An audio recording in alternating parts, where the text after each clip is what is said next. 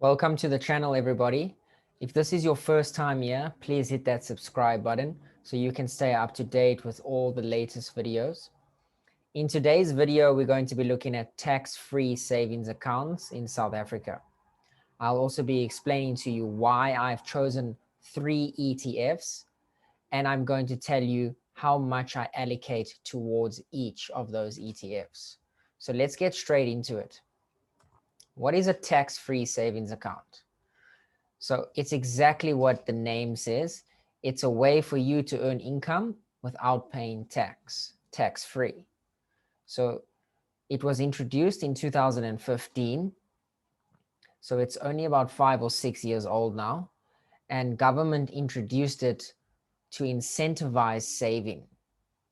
So they saw a need that there was a problem that many South Africans weren't saving. So this is why they introduced this account.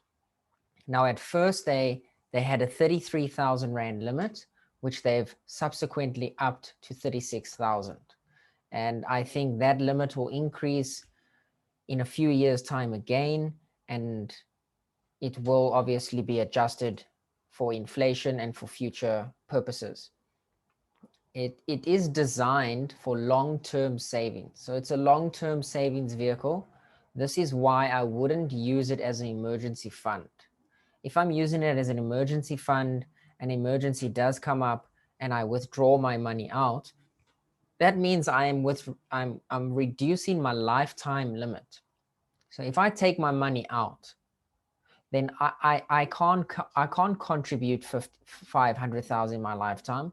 If I've taken 20,000 out, I'm going to reduce my limit by 20,000, so I can only put 480,000. And I've also missed out on adding money for that year. So if you're using it for emergency fund, you're going to reduce your lifetime limit, and you're also going to stun the growth opportunity that it's actually designed for. Now, a tax-free savings account, you can invest in a fixed income account, which I wouldn't recommend, or you can go the route of investing in ETFs. So an ETF is an exchange traded fund. It's a basket of companies, so more than one share, where you track an index.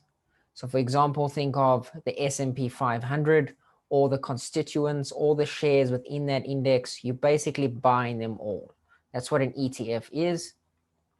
And it offers you offshore exposure as well as local exposure. Like I said, you have a 500,000 Rand lifetime limit, which equates to 36,000 a year, which is roughly about 14 to 15 years before you reach that maximum threshold. So it's only been running for 6 years. So you can see no one's even close to reaching that lifetime limit. So there's no need to actually increase that limit right now.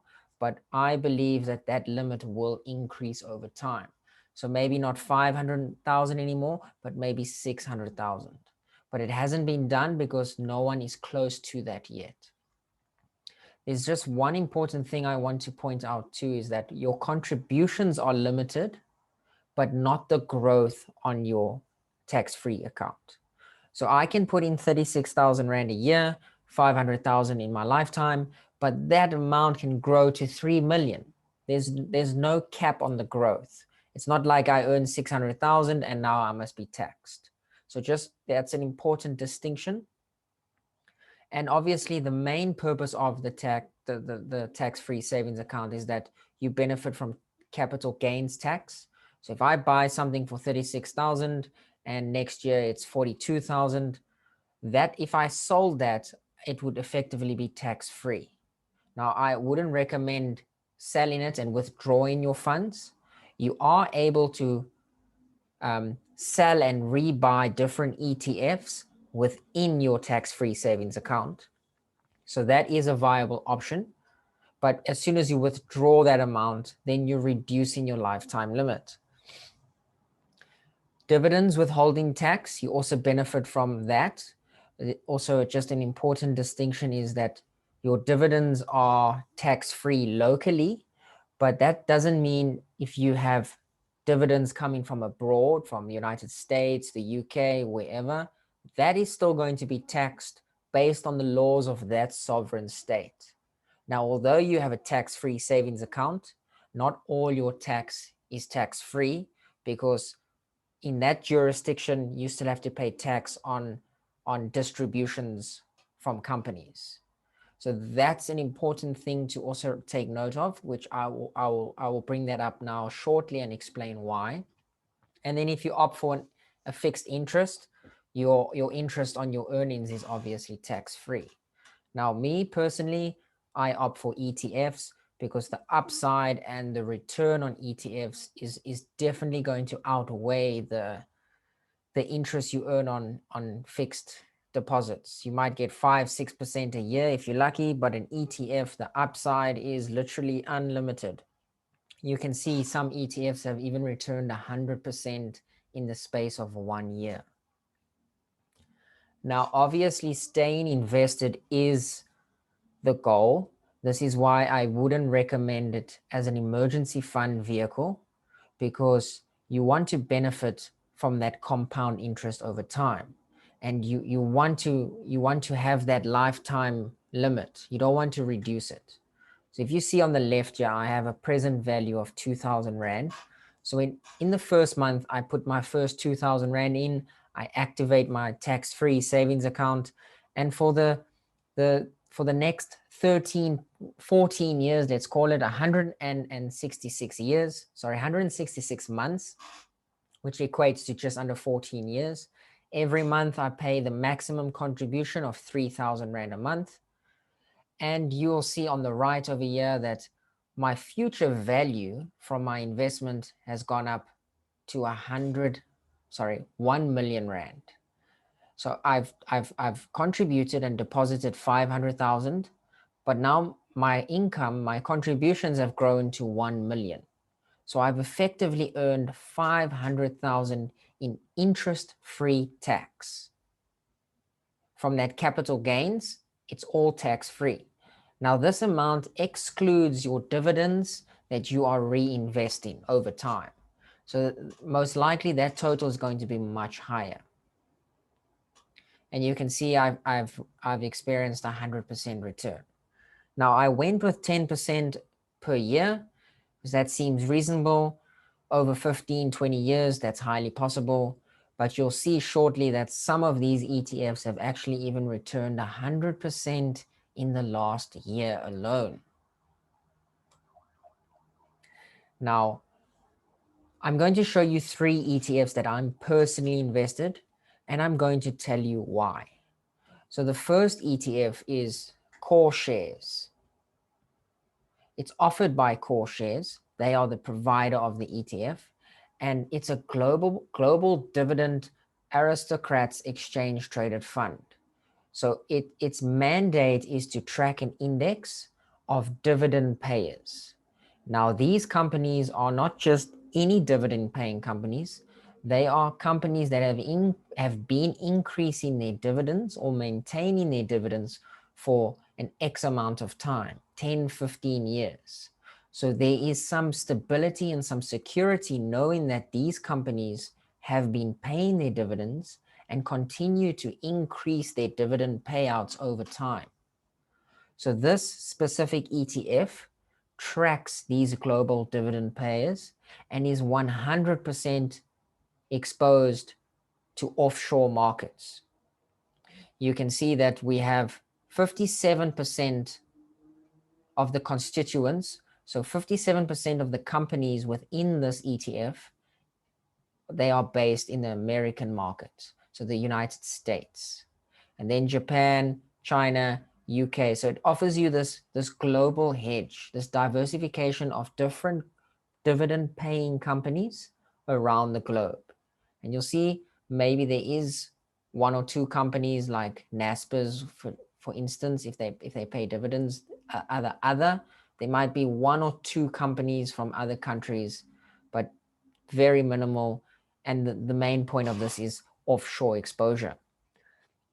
Now you can see the top 10 constituents in this fund. I'm not going to go through all the companies, but you might recognize some of these companies like Target Group, Cincinnati Final Corp, and West Pharmaceutical Services. So these are strong companies that are, their products or services are used on a day-to-day basis. In fact, so it provides that security. Now, I just want to point out that in this ETF itself, it holds 3 other ETFs. Now, it's an ETF within an ETF. So I'm not always a fan of this because certain companies can overlap what I'm already holding in other savings investment vehicles. So you have to make sure you go and see what the constituents are in these ETFs that this ETF is holding.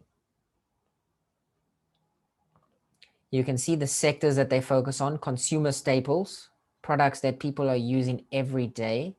Now, what's nice about this and why these companies can actually continue to pay dividends, because as inflation goes up, the price of products go up in line with inflation. So the companies that are selling products that can keep in line with inflation are giving you that hedge, that protection. So that's why they can continually pay dividends out. And this is what I like about the fund. It's given me this security and a predictable income that I can work on through the long term. Now, obviously, I want capital appreciation on my money too. And I'm not in a race to become wealthy, especially because I'm using this ETF as the core holdings of my tax-free account. Now, you'll see that they were set up in 2018. So the fund is only about 3 years, pushing 4 years. And they listed at 960. And currently a share is getting sold for 1547. That's a 61% return over the last 3 years, 3.5 years, which isn't too bad. 20% a year if you just divide it by 3, which is fair. It's good. I like it because it's low volatility. It is appreciating in price, and I'm getting those dividends, which I can reinvest, buy more shares to get more dividends. So that compound is really working over time. Now they distribute in June and December. So that means they pay dividends twice a year. And the fund size is 724 million. So it's got liquidity. There is demand for these shares of these ETFs. Now, there's one thing I want to point out is that the total expense ratio. This is like management fees and the cost to maintain this ETF. Obviously, the providers want to get their payment for providing an ETF to us, to the public. And this is a big determining factor for a lot of people as to where they're going to put their capital. Now, I'm not going to put my capital in a company or an ETF provider that's giving me 1% in fees, because then that's going to eat my return. Now, 0.6 is reasonably fair. It used to be 0.75. So they've actually reduced their fees, which I like a lot, because you can see they are cognizant of people looking for quality funds, and also they're also determining that they're basing their decisions on the cost structure of the ETF. And there's a lot of providers that might offer the same index. So provider A might track the S&P 500, and provider B might also track the S&P 500, but provider A is 0.7 total expense ratio, but provider B is 0.3. Now, if they're tracking the same thing, why am I going to go for the more expensive one when I can get the same exposure at a cheaper rate? So that competition should bring the prices down of ETFs in the long run, as they suck in more capital from people looking for alternative investments. So I do like this one. I will show you the percentage of the allocation percentage of how much I put in this share, in this ETF. Just stay tuned for the end of the video where I show you my allocations. Now, there are some risks involved in every investment, of course. So before we look at the risks, why choose this fund? Now, I chose this fund especially because it offers me exposure to global companies, quality global companies. Now, these are companies they've been around a long time, they're paying out their profits through dividends, and they are reasonably fairly valuated companies and have potential to grow and continue earning money. It also offers a rand hedge diversification. So what does that mean?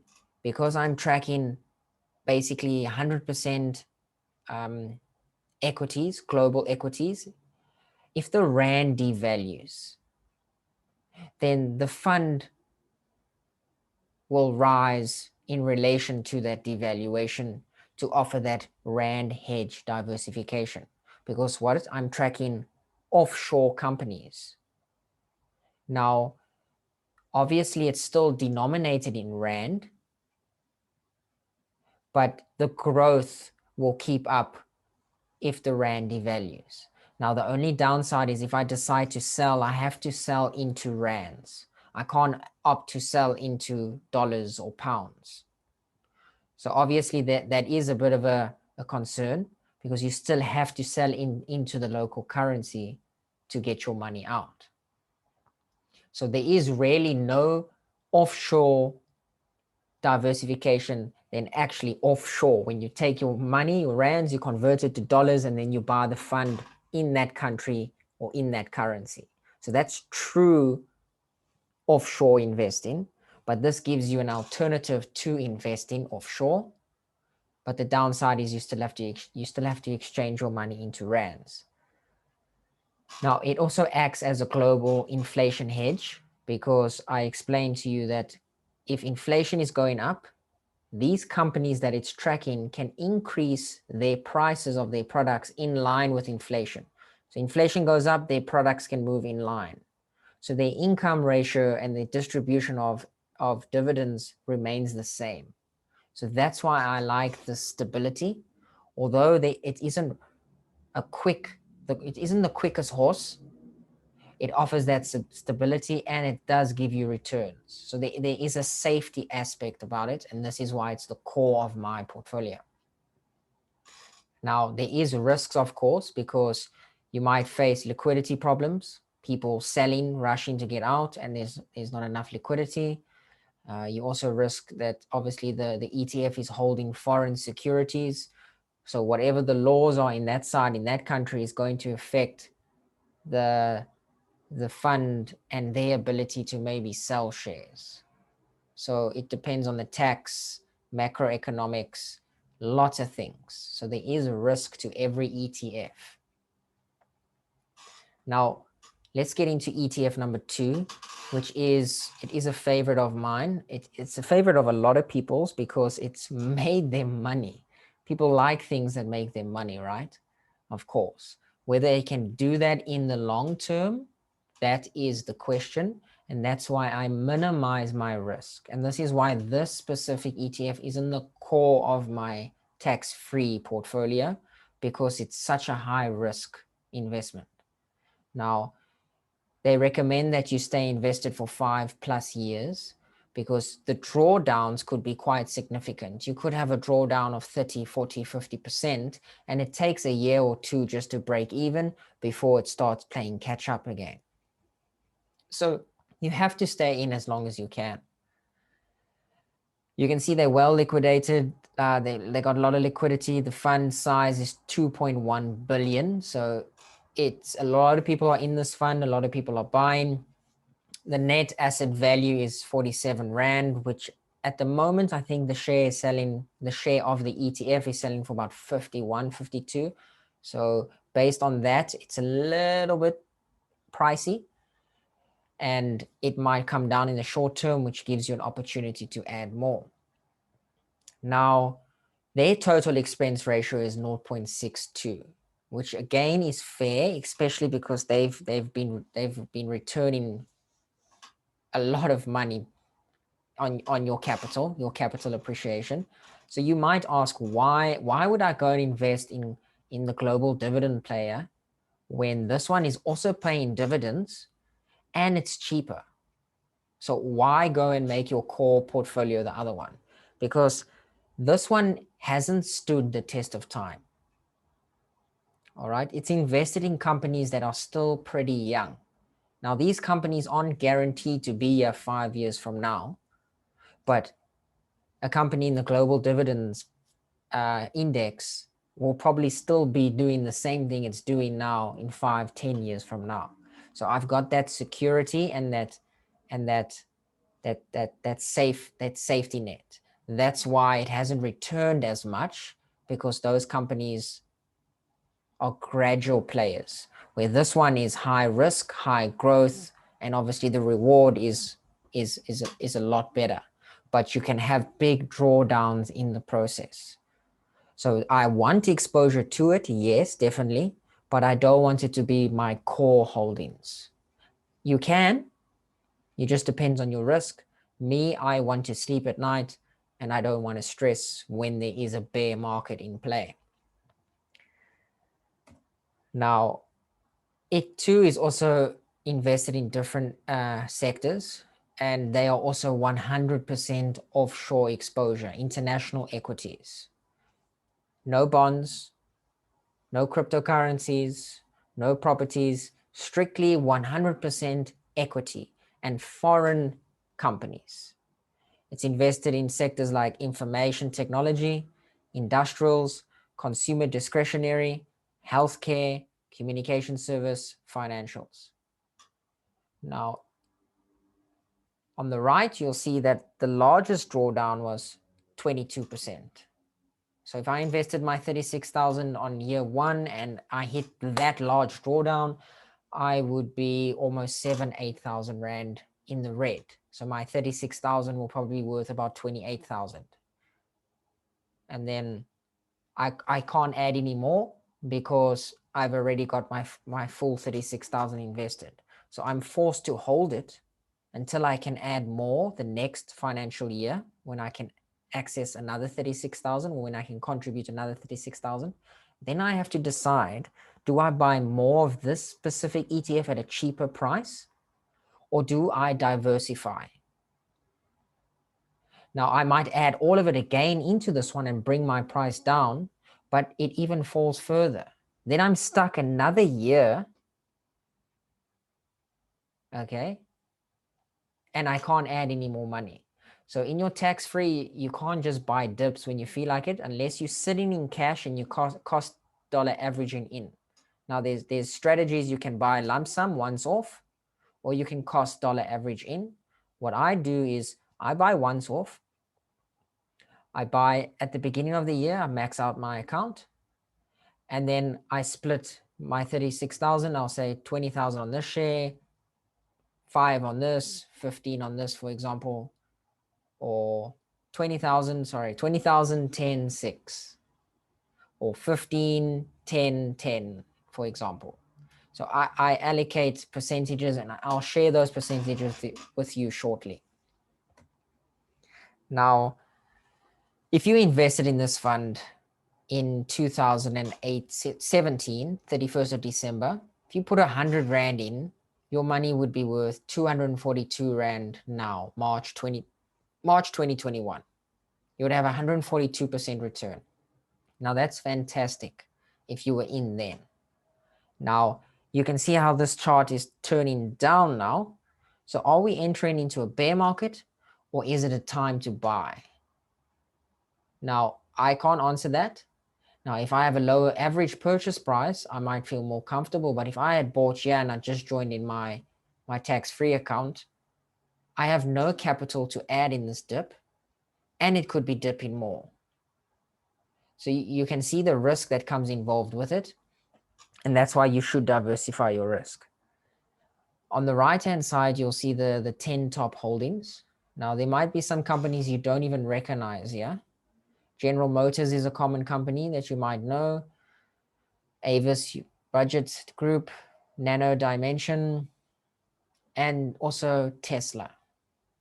Now you can see that this ETF invests in high risk stocks like Tesla. Now, if Tesla is currently overvalued, it could be heading into a bear market for the next year or two where the share price goes down 30%. I'm not saying that's what's going to happen, but it's going to have a negative effect on this ETF. Now, this share can't move the ETF alone, but all 10 of these going down at once definitely will.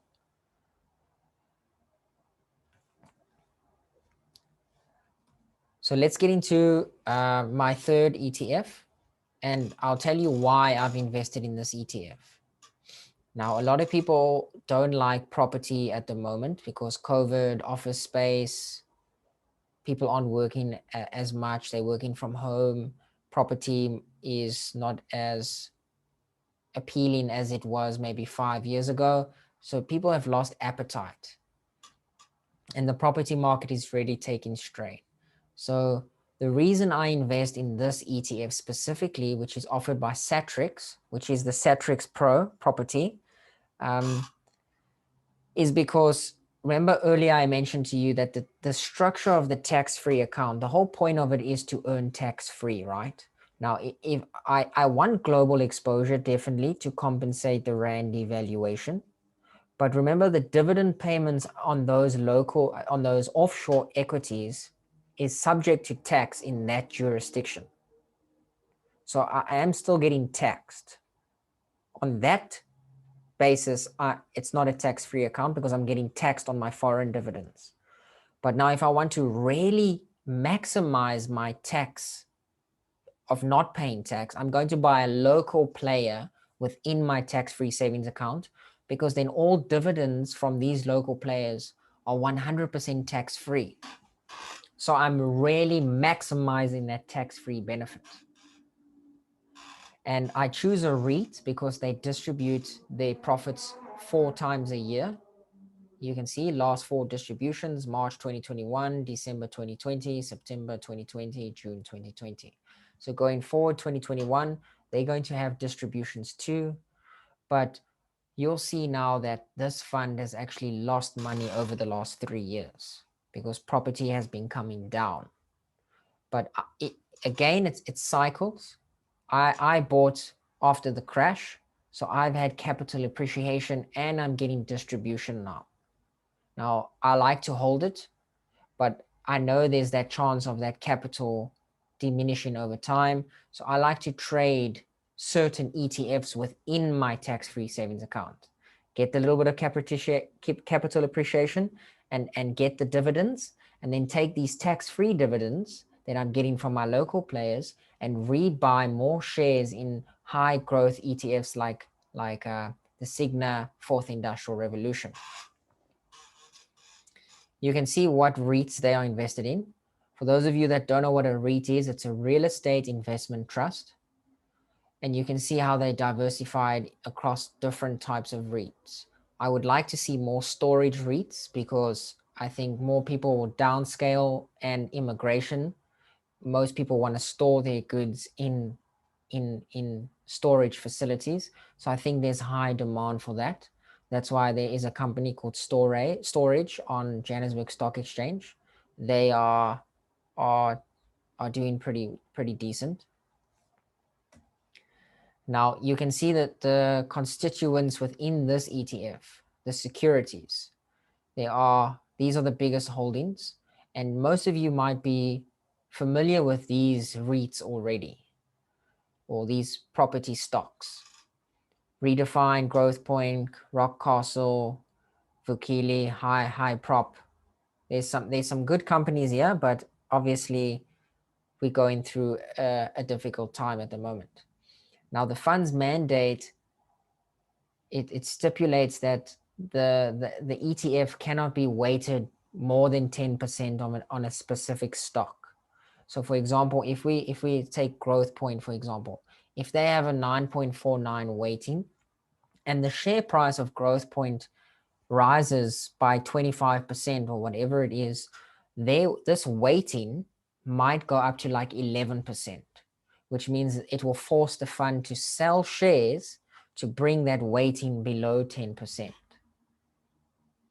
All right, so you have pressure in the short term on the actual individual stock, bring it down, because ETFs, they have mandates that they stick by, where like their weighting on that specific stock can't exceed a certain percentage. So they're forced to sell to bring that weighting more in line with their mandate, which will affect the price in the short term. The performance annualized as of May 31st, 2021, on a rolling month basis, it hasn't been very good since inception. Negative 13%. They've even done worse than the benchmark. And obviously, if you've been a shareholder since then, you've actually lost money. Even though you've got distributions, profits, your capital appreciation has probably been reduced. Now, why would I want to invest in this fund just to benefit from the tax-free aspect when Cigna has returned 142%? Of course, it's chalk and cheese here. I definitely want to have Cigna, but like I said, I trade this. I don't hold these property stocks for the long term. I come in at when the appetite for these shares of these ETFs are low, or for the actual stocks. I buy them like after COVID. Then I'll hold it for a certain percentage gain, get some distributions, sell out, take the capital appreciation that I've gained and the dividends, and then I go and distribute it to my core holdings, like global dividend payer and my Cigna fourth industrial revolution. So it's like a little hack. I try and get capital tax free, benefit from the capital appreciation, distribute it to my core holdings. Now remember, I can buy and sell ETFs within my tax free savings account, but as soon as I withdraw the money, then I'm reducing my lifetime limit. So don't be scared to sell an ETF if it's not moving for you. Like this one. This one might not be doing good and you've been holding it for 5 years and you've broke even. There might be potentially a better ETF that's even more cost effective for you to invest in. So you have to balance your risk and continually keep up with what's happening. Now, I promise to show you how I allocate my funds into these three ETFs. GLODIV, the Global Dividend ETF, is my core holdings. I've mentioned this a few times. The reason is because I like that stability. I like that perpetual income coming in. As those dividends come in, yeah, I'm taxed on them. But when I get them, I reinvest them, buy more shares of the underlying ETF and the constituents within it. And every time, every year, I throw 60% of my 36,000 that's allowed, which is about 22,000. So each year I'm adding 22,000 to it. I'm taking the distributions, I'm reinvesting those dividends, and I'm accumulating more shares of the underlying assets within inside. And that eventually becomes my core portfolio, and it climbs and it climbs and it climbs. And that is all tax-free, the capital appreciation. Now that is the core of my portfolio, that specific ETF, and I put 60%. The STXPRO property, I only buy that to take advantage of the true nature of the tax-free account. Now, like I said earlier, if I'm buying a foreign ETF, I'm still taxed on that because those are the dividends from another jurisdiction. They get taxed on their laws. Obviously, my tax-free account doesn't overrule their laws, okay? Because we are in South Africa. So if I buy local players, maybe there's better local players. Maybe there's a SA top 40 index I can follow where that's rising in price and the distributions are better. So that's one way to maximize that. And I will be reducing this portfolio to probably 10% in the coming months. I'm selling out some, getting the distributions, put the distributions back into GLODIV or Cigna fourth industrial revolution is 20% exposure. So every year I'm adding at least between 7 and 10,000 to it. And it is high growth. So I want exposure to Tesla, but I don't want to own the Tesla stock. So if I go to the Tesla stock by itself, I'm risking my capital 100%. I'm exposed on one specific stock. Whereas if I'm holding it through Signia, I have exposure to Tesla, but I'm also protected on the downside. But I'm also experienced at high growth stock that can return lots of reward. And it's offshore exposure. So I like that because the Rand trend is down, devaluation, and I'm investing in international equities. So I should be compensated, capital growth, plus that hedge against Rand devaluation. So that will eventually be increased because I bought Singer quite high up. So I believe the price should come down in the short term. If we go through another bear market, I'm going to aggressively buy more of those shares at a cheaper rate. So I look to probably only have 2 ETFs in my portfolio in the long term, which will be the global dividend payer and my Signa Fourth Industrial Revolution. The Saptrix property I like to trade just to get those extra dividends. So I hope you got some knowledge out of this video and you understand tax-free savings accounts better. Before I end this video, I just want to mention another hot topic that people talk about quite a lot is once you've maxed out your tax-free savings account, should you max out your child's tax-free savings account? Personally, I think yes, because on the other side of the argument, some people will say no, because obviously you are taking that your child's ability to benefit from a tax-free savings account. Now, I look at it as when my child turns 21, they've had 21 years of saving without even realizing it, and they benefit tax-free. So I might have maxed out their contributions for them, but when they turn 21, I can give them a massive lump sum tax-free, which then they can go on to invest in other products or put offshore or start a business. So I'm putting them on the ground running. So for me, I like that concept. I don't think I should not do it because they miss out on all that time of you saving. So that's my opinion. We all have our own opinions. You might think something different, and that's all right. So that concludes the video. I just want to thank you for taking the time to watch the video. And if you found value, please subscribe, guys and girls, and share the video with your friends. Let them know about the potential of tax-free savings accounts, because it can really be used to supplement your main retirement income. So from me, guys, thank you very much. I'll see you in the next video.